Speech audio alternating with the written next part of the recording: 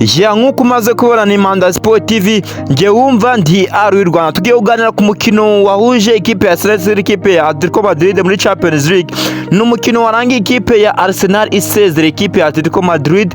Umukino wari ukomeye, ikipe ya Arsenal yasezera ikipe ya Atletico Madrid kuri aggregate ibitego 2-1 ku mukino ubanza. Ikipe ya Atletico Madrid yangaje ikipe ya Arsenal igitego 1-1. Ku mukino wo kwishyura ikipe ya Arsenal yitwaye neza itsinda igitego 1, isezera ikipe ya Atletico Madrid kuri aggregate ibitego 2-1 uko nanibaza kubivuga.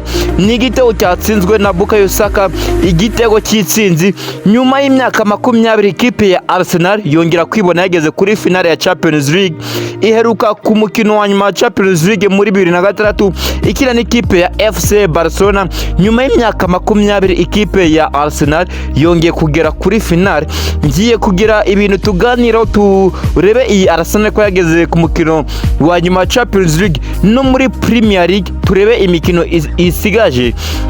Icyo nkusaba ni iki rero, kanda subscribe kugira ngo uzajye ugenda urushaho kubona amakuru agezweho kandi ku gihe. Nge wumva buri munsi nongere nkubwiye ngo ndi ari Rwanda, dukomeza kugenda tubana. Ikipe ya Arsenal yasezeye ikipe ya Atletico Madrid. Ni Atletico Madrid izi gukina imikino ya knockout. Atletico Madrid ifite amateka, hari amakipe y'ibigugu yagiye ihura na ekipe ya Atletico Madrid, niyo yakuyemo FC Barcelona. Ikipe ya Madrid yari ikomeye aka kanya, gusa ikipe ya Arsenal iyikuyemo, irayisezereye igera ku mukino wa nyuma. Gusa nituza kureba kuri iyi mikino ikipe ya Arsenal n'ikipe ya Atletico Madrid, uraza gusanga ikipe ya Arsenal ikosa ikipe ya Atletico Madrid yakoze y'umutoza Diego Simeone. Ikosa yakoze nuko atabashije gutsinda ikipe ya Arsenal igihe yari yayakiriye. Nitujya kureba mu mateka, urasanga ikipe ya Arsenal mu mikino ya Champions League byibuze 12 yakiniye mu rugo kuri Emirates Stadium, imikino 9 yarayitsinze. Bivuze ngo ikipe ya Atletico Madrid yakoze ikosa yo kudatsindira Arsenal ku mukino ubanza. Ibi bintu ndibuze kubigarukaho mbijyanira na Premier League, ndabereka imikino ikipe ya Arsenal isigaye ndetse no kwa ekipe ya Man City ku buryo biri buze kubashobokera. Nimba ufana ikipe ya Arsenal, nekereza ko uyu mwaka ntabwo uzawe bagirwa. Ikindi kintu wamenya kuri Champions League, ikipe ya Arsenal niyo yonyine izamutse ikagera kuri finale idatsinzwe. Bisobanuye iki rero? Iramutse ikinye igatwara ikombe cya Champions League hagati ya Paris Saint-Germain na Bayern ikayitsinda, kubera ko yazamutse muri Champions League idatsinzwe, imikino yagiye iyinganya ariko ntabwo yigeze itsindwa. Kuba itarigeze itsindwa ngo itakaze amanota n'ikipe bari bahanganye, bisobanuye ko igikombe bayihereza cya Champions League kiramubona kizaba gikoze muri zahabu.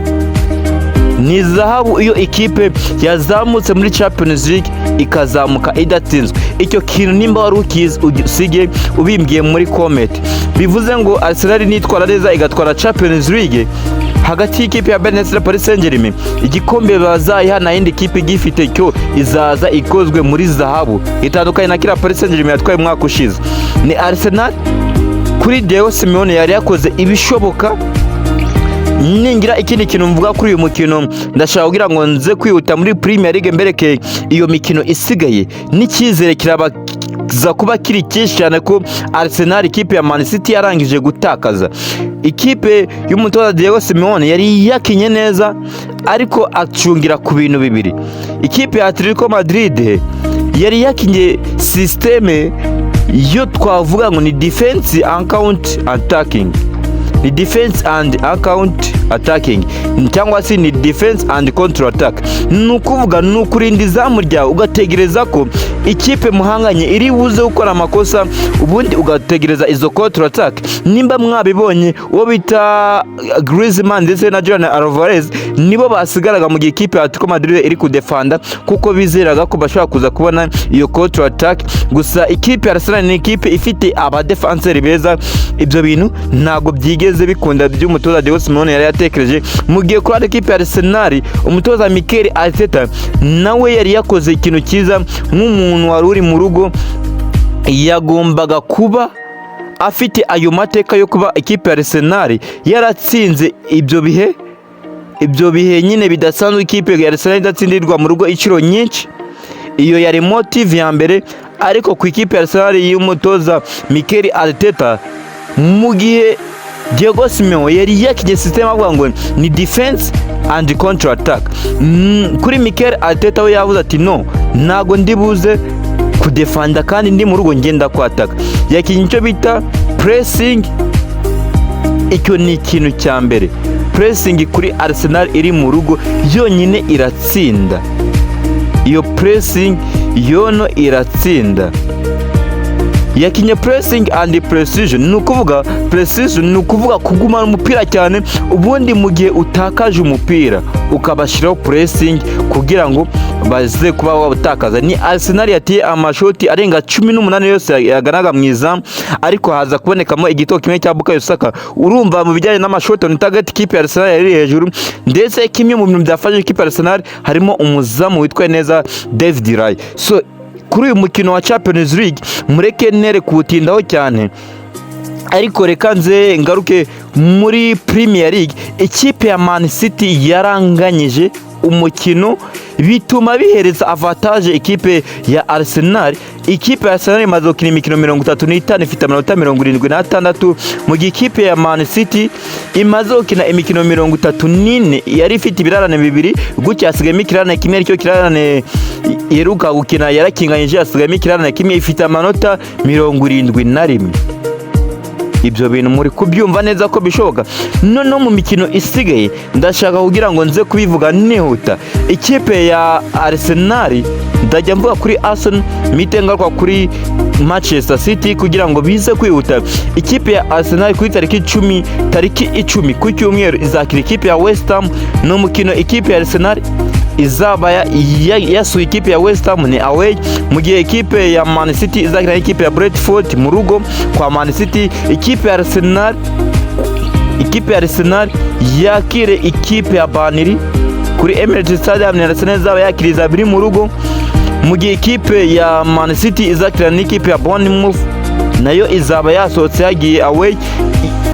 Kuri tariki 18 z'ukwezi kwa gatanu ikipe ya Crystal Palace izakira ikipe ya Man City kuri Man City ni away, mu gihe nanone ikipe ya Crystal Palace izasanga nanone ikipe ya Manchester City mu rugo. Ndetse ikipe kwako ikipe ya Man City ifite n'ikirarane isozwereze na Aston Villa umukino ikipe ya Man City izakinira mu rugo.